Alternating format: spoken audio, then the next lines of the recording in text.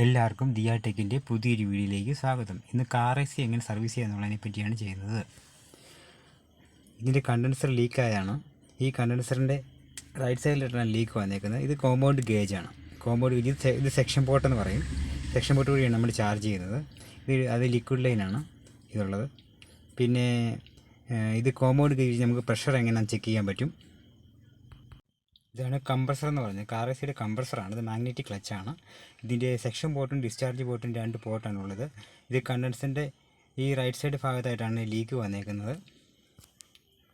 ഇപ്പോൾ നമുക്കത് പ്രഷർ ഞാൻ കൊടുത്തു നോക്കി. പ്രഷർ കൊടുത്തപ്പോൾ തന്നെ ആണ്ട് ലീക്ക് നമുക്ക് കാണാൻ പറ്റും.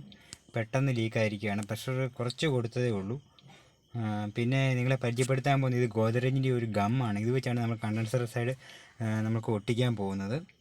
ഇത് മാർക്കറ്റിൽ അവൈലബിൾ ആണ്. ഇത് മിക്സ് ചെയ്യുന്ന സാധാരണ അറാളേറ്റ് ഉപയോഗിക്കുന്ന പോലെ തന്നെയാണ്. ഇതിനകത്ത് 2 ഇത് വരുന്നുണ്ട്. അറാളിറ്റ് പോലെ 2 ഇതാണ്. ഇത് രണ്ടും കൂടെ മിക്സ് ചെയ്ത ശേഷം മാത്രമാണ് നമ്മൾ നല്ലപോലെ മിക്സ് ചെയ്യണം. മിക്സ് ചെയ്ത ശേഷം നല്ലപോലെ ഡൈല്യൂട്ട് ചെയ്തിട്ട് 5 മണിക്കൂറാണ് കമ്പനി പറയുന്നത്. പക്ഷേ ഞാൻ ഒരു ദിവസത്തേക്ക് ഫുള്ള് ഇത് ഗമ്മ് തേച്ച് വെക്കാൻ പോവുകയാണ്. എന്നാലേ ഓട്ടത്തുള്ളൂ. അല്ലെങ്കിൽ നമുക്ക് കണ്ടൻസർ ആണെങ്കിൽ ഒരുപാട് കോസ്റ്റ്ലിയാണ്. അതുകൊണ്ടാണ് ഇങ്ങനെ ചെയ്യുന്നത്. ഇത് നല്ല റിസൾട്ട് കിട്ടും. നിങ്ങൾ യൂസ് ചെയ്യേണ്ടതൊക്കെ ചെയ്ത് നോക്കാം. ഇത് അലുമിനിയം കളർ പോലെ തന്നെയാണ് ഇതിൻ്റെ കോട്ടിങ് വരുന്നത്. ഇപ്പോൾ നമ്മൾ ഗമ്മ് തേച്ചേക്കുവാണ്. ഇപ്പോൾ ഒരു ദിവസത്തേക്ക് നമ്മൾ വെച്ചേക്കുവാണ് തേച്ച് കഴിഞ്ഞിട്ട്. അപ്പോൾ ഒരു ദിവസം കഴിഞ്ഞ ശേഷം നമ്മളിപ്പോൾ അത് കംപ്രസർ, അതായത് ഫ്രിഡ്ജിൻ്റെ ഉപയോഗിക്കുന്ന കംപ്രസറാണ് ഞാനിവിടെ പ്രഷറിന് വേണ്ടി കൊടുക്കുന്നത്. അവിടെ പ്രഷർ കൊടുത്തേക്കാണ്. ഇപ്പം 120 മുകളിൽ 140, ഏകദേശം 140 PSI ഞാൻ പ്രഷർ ചെയ്തിട്ടുണ്ട്.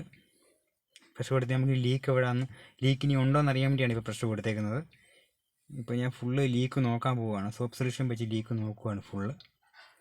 ഇപ്പോൾ ആ ഭാഗത്തായിട്ട് ലീക്ക് ഉണ്ടോ എന്ന് നോക്കിയിട്ട് ഇപ്പോൾ ലീക്കൊന്നും കണ്ടിട്ടില്ല. സംഭവം സക്സസ് ആയെന്ന് തോന്നുന്നു. ഞാൻ ഫ്രിഡ്ജിൽ ഇത് റിസൾട്ട് കിട്ടിയതാണ് എനിക്ക്. ഫ്രിഡ്ജിനകത്ത് ഇതുപോലെ, ഫ്രീസറിനകത്ത് ഇതുപോലെ ഗം തേച്ചപ്പോൾ അത് ക്ലിയർ ആയതാണ്. അപ്പോൾ അതുകൊണ്ടാണ് ഞാൻ ഇതിലേക്ക് ഉപയോഗിക്കാമെന്ന് വെച്ചത്. ഇനി നമുക്ക് എല്ലാ ജോയിൻറ്റ്സും നമുക്ക് ലീക്ക് ഉണ്ടെന്ന് നോക്കാം. അതിന് ശേഷം നമുക്ക് ഗ്യാസ് ചാർജ് ചെയ്യാൻ പറ്റത്തുള്ളൂ. ലീക്കെല്ലാം ഫുള്ള് നോക്കിയിട്ട് ലീക്കില്ലാന്ന് ഉറപ്പായി.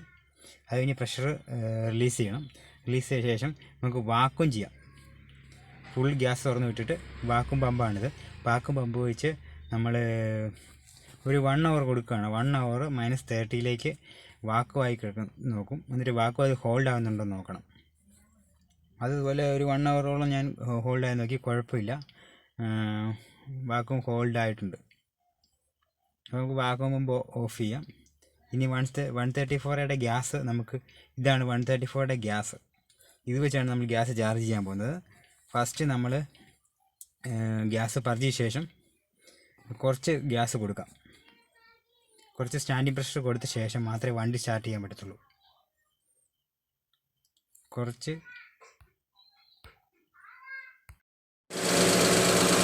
സെക്ഷൻ പ്രഷർ ഓക്കെയാണ്. 40 PSI ഉണ്ട്. അതുപോലെ തന്നെ സെക്ഷൻ ലൈനൊക്കെ നല്ല തണുപ്പായിട്ടുണ്ട്. അപ്പോൾ ഓക്കെയാണ്. ഇനി വണ്ടിക്ക് അകത്തോട്ട് പോകും.